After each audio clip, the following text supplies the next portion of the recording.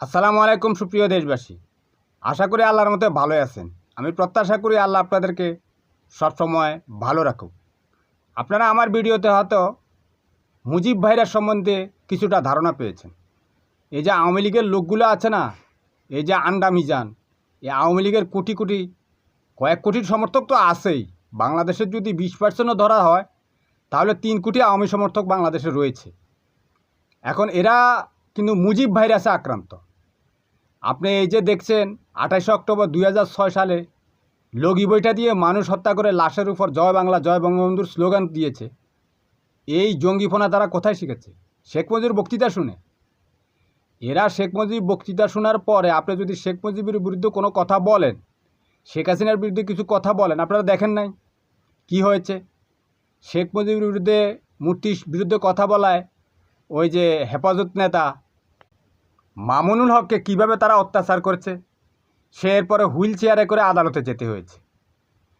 মুজিবের বিরুদ্ধে যে কথা বলেছে, অর্থাৎ মুজিব বিরোধী এবং আওয়ামী লীগ বিরোধীদেরকে কীভাবে হত্যা করতে হয় আপনারা দেখেননি? ওই যে ব্রিগেডিয়ার জিয়াউল হাসান, সে মানুষকে হত্যা করত, অস্ত্রটা তার একেবারে মাথার কাছে ঠেকিয়ে গুলি করত, যাতে করে ওই মগজ এবং রক্ত তার হাতে এসে পৌঁছালে লাগলে তার কাছে ভালো ফিল হয়। এরা মুজিব ভাইরাসে আক্রান্ত।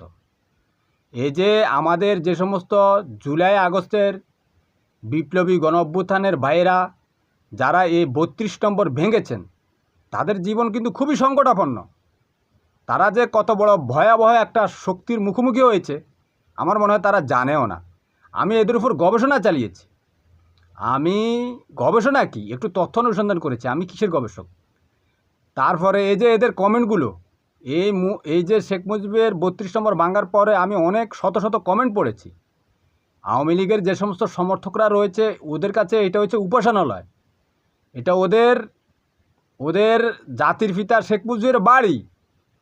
এই তারা কমেন্ট কি করতো যে এই 32 নম্বরের প্রত্যেকটা ইটের টুকরা বুলেট হয়ে ফিরে আসবে। অর্থাৎ তাদের কাছে একটা মানুষের জীবনের চেয়ে শেখ মুজিবের 32 নম্বরের বাড়ির এক টুকরা ইটের মূল্য অনেক বেশি। এটা আপনারা ভেবে রাখবেন। আপনাদের জীবনটা অনেক সংকটের মুখে, আল্লাহ যাতে আপনাদেরকে রক্ষা করে, নইলে আওয়ামী লীগ যদি কখনো আসতে পারে আপনারা তো যাবেনই, বাংলাদেশের কোটি কোটি মুসলমান শেষ হয়ে যাবে। তাদেরকে বাঁচানোর কোনো উপায় নেই। উপায় করতে হলে আপনাকে সর্বোচ্চ প্রস্তুতি নিয়ে থাকতে হবে, না হলে